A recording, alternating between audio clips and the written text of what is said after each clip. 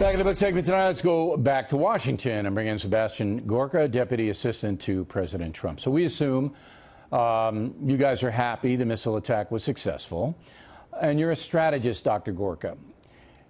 We heard a lot tonight about, well, this is not going to dissuade Assad from using gas. He'll do it again. Number one, I don't believe that, but I could be wrong.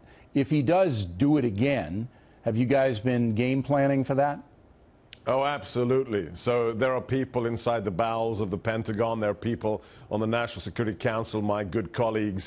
They have gamed out all of the possible scenarios. Unfortunately, I don't want to disappoint you, Mr. O'Reilly. Unlike the last administration, we're not going to give those away in advance because that's very, very unwise strategically. Sure, and I think everyone understands that. Except pinheaded journalists who goad you to do that. However, what you can give away is that you have a plan, that there are other things that may happen. Am I correct on both of those things? Absolutely. Absolutely. Now here's the key question. Will you being the White House, representing the White House, tell Assad, if you use poison gas again, something worse is going to befall you? Will that message be delivered personally to him?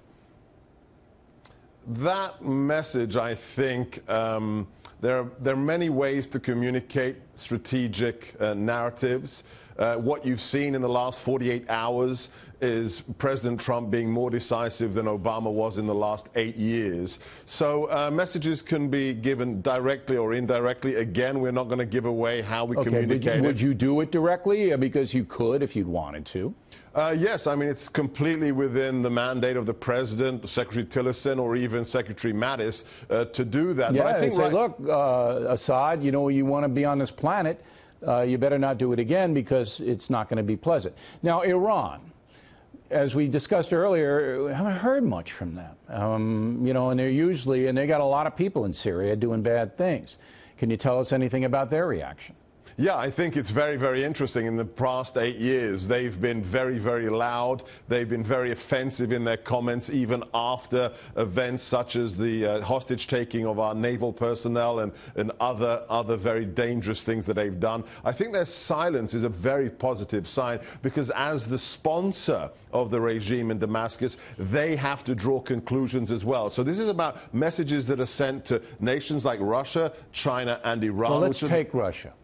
So Putin condemns the act and then sends a warship through the Bosporus into the Mediterranean, saber-rattling a little bit. You take that seriously, or do you think that's for show? That's classic standard operating procedure. We are the most powerful nation the world has ever seen. This is just classic showmanship. It's not even brinkmanship because they don't have a capacity to do something to our naval vessels. So really, it's just standard KGB kind of tactics coming out of Moscow. All right. As we mentioned also, we didn't get any Chinese reaction at Mar-a-Lago. We did get a little statement from the foreign minister saying, "When everybody calm down." Back channel, do you know anything about how China processed the attack? If I did, I wouldn't be talking about it in front of your huge audience, I'm afraid, Mr. O'Reilly. Can you give me, again, what I'm trying to get at for the, you know, look, we're all Americans. We all want safety for this country. Yes. All right? Yes. China is a key to our safety. We need China's help in North Korea. We don't want to tee them off. Do you think they were upset that we did this to Syria, or they don't care? No, I think because they're incredibly strategically...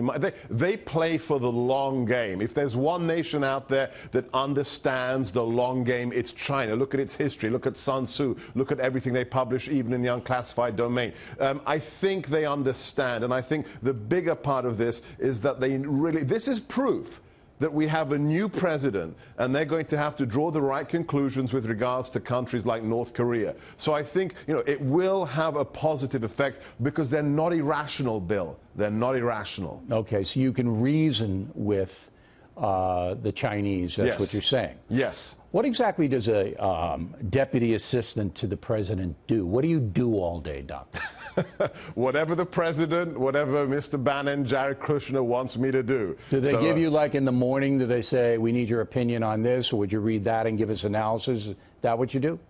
It can be. I meet with delegations, with our allies, with our partners. I work on counterterrorism issues. I was asked for my opinion on the first EOs, the first executive orders that dropped, including the immigration one. So I'm your general player in the national security field within the White House. You're the utility player. You can play every position in the infield. That's it. That's it. It's a pleasure to have you on tonight, Doc. Thanks for taking the time. We really appreciate it.